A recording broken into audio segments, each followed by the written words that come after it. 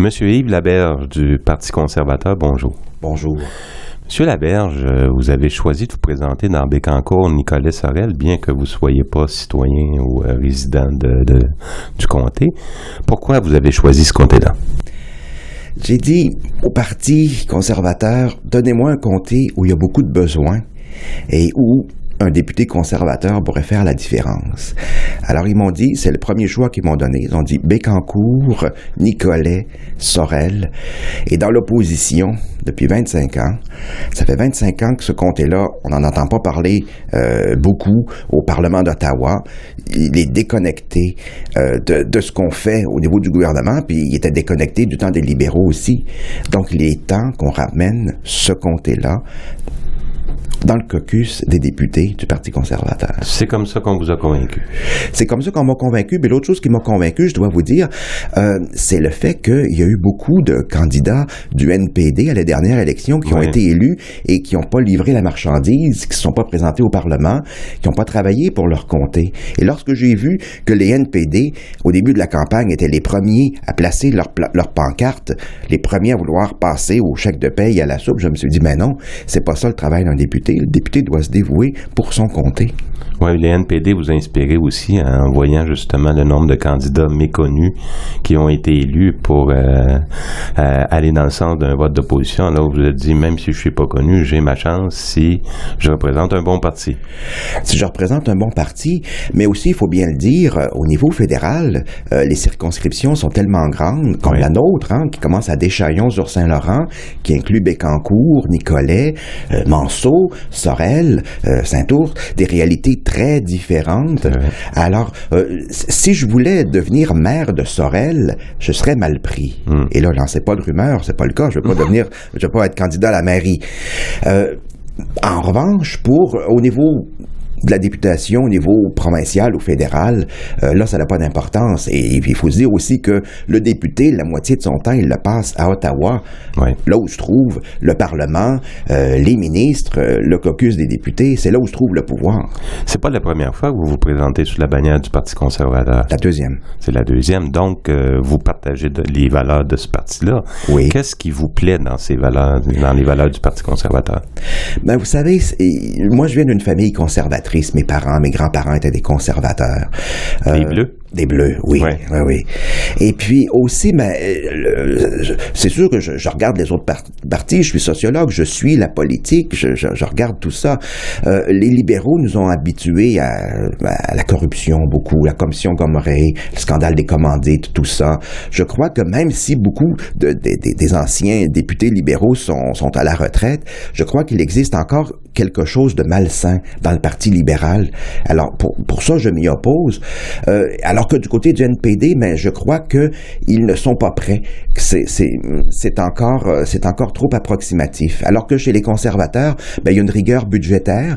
Le premier ministre Harper est quand même le seul premier ministre à avoir réduit les taxes, la TPS qui était à 7%, qui est passée à 6%, qui est passée à 5%. Il l'avait promis, il l'a fait.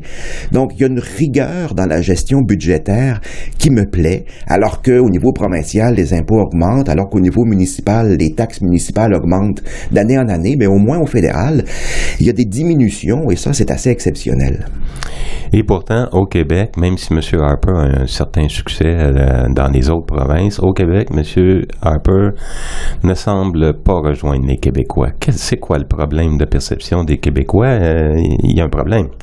Oui, vous savez, les Québécois sont rarement pour quelque chose. Ils sont plus souvent contre quelque chose. Alors, ils vont dire, on est contre ceci, donc on va faire telle chose, telle initiative. Et je crois que les Québécois ont tout essayé. Ils ont essayé, pendant les années 90, ils ont essayé les libéraux, ils ont essayé le Bloc québécois. À la dernière élection, ils ont essayé le NPD, mais ils n'ont pas encore essayé le gouvernement de M. Harper. Et puis pourtant, on a tout à gagner. Excusez-moi d'emprunter un slogan déjà connu. Alors, on a tout à gagner de faire partie du prochain gouvernement en ayant un député qui soit pas dans l'opposition, mais qui soit avec le parti au pouvoir.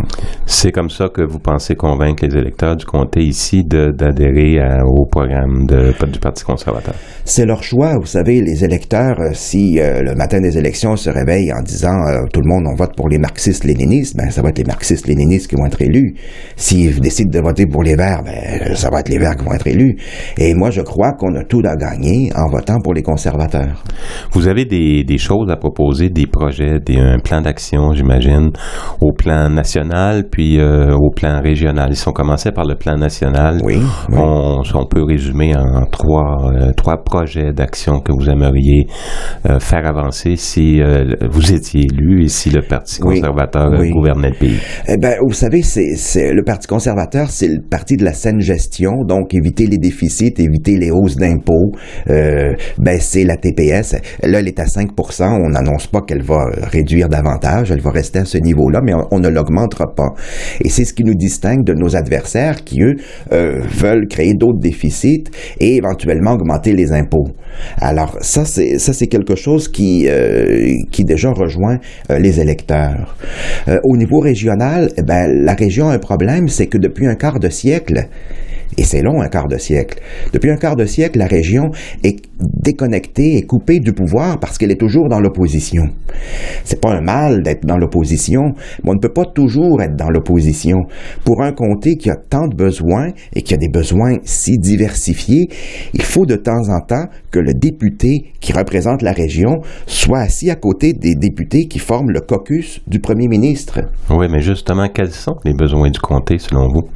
Ils sont multiples parce qu'ils sont à la fois industriels. Sorel est une ville avec une longue tradition industrielle qu'il faut relancer, qu'il faut stimuler par des projets souvent discrétionnaires du gouvernement fédéral qui dit oui, qu'est-ce qu'on va faire comme priorité? Et quand le premier ministre du Canada demande à ses députés quelles sont les priorités des régions, il ne consulte pas les députés de l'opposition ou des partis adverses. Il ne consulte que ses députés à lui. Et les députés élus du parti au pouvoir travaillent avec les ministres qui sont aussi du parti au pouvoir. Donc, c'est un positionnement de la région dans tous ses besoins qui seront mieux entendus dans le cadre d'un gouvernement fédéral conservateur. Mais est-ce que vous avez identifié des besoins précis? J'ai rencontré des maires, j'ai rencontré des décideurs, j'ai rencontré la population aussi. La priorité des gens, c'est de stimuler l'emploi, de créer de l'emploi. Oui. Et les gens vous ont pisté, vous ont donné d'autres pistes de solutions pour développer la région? Ils ont dit qu'il y avait beaucoup de projets qui ont été présentés. Moi, je crois beaucoup au partenariat entre les municipalités, la province et le fédéral. Oui. Et pour l'instant, ça ne fonctionne pas au niveau fédéral, justement parce que le comté est dans l'opposition. Un dossier dont on a beaucoup parlé ces derniers mois, c'est le transport du pétrole. Oui. Est-ce que vous avez une position là-dessus sur les dangers que représente le transport du pétrole par train et par navire pour notre fleuve Saint-Laurent? Il y a beaucoup de préoccupations à ce niveau-là. Oui, c'est curieux parce que les gens parlent du transport du pétrole comme si c'était sur le point de commencer. Alors qu'en fait, il y a déjà, pendant qu'on se parle, du transport pétrolier qui se fait depuis des décennies. Il n'y a pas eu de grands désastres ou de déversements massifs. Lorsque le gouvernement conservateur dit on est pour les initiatives et on n'est pas en mesure d'interdire cela, on peut néanmoins exercer des contrôles soutenus sur la sécurité. Et la sécurité demeure toujours un enjeu majeur. Et ça, je crois que la population nous le rappelle, les groupes de citoyens, les groupes environnementaux nous le rappellent sans cesse. Vous parlez d'enjeux majeurs, il y en a un au niveau national qui a poussé comme une tulipe au printemps, c'est celui du NICAB. Oui. Il semble que M. Harper a été fin renard dans cette histoire-là. Est-ce que vous croyez qu'on accorde l'importance correcte à ce dossier-là? Vous savez, c'est un jugement de la Cour qui est sorti il y a quelques semaines. Et le gouvernement n'a pas ni directement ou indirectement, n'a pas d'influence sur les jugements de la Cour ou sur les délais, comme dans ce cas-là, ça a été très rapide. On ne contrôle pas tout dans une campagne électorale, et c'est vrai que ça, tout à coup, c'est devenu un enjeu très important qui touchait la fibre sensible de beaucoup de Québécois, même si on a eu déjà, nous, au Québec, ce débat-là avec la commission Bouchard-Taylor. Oui. Est-ce que vous croyez... Mais juste pour terminer, oui. Je suis d'accord avec le premier ministre Harper sur la question du niqab. Je crois qu'une femme ne devrait pas porter le niqab au moment de la cérémonie d'assermentation, parce que accéder à la citoyenneté du Canada ou de n'importe quel autre pays, ce n'est pas un droit, c'est un privilège, et il faut en être digne, puis il faut répondre aux règles qui sont prescrites. Vous croyez avoir chance de gagner le 19 octobre? Oui. Ben, on vous le souhaite. Je me le souhaite à moi-même. Merci beaucoup. Merci.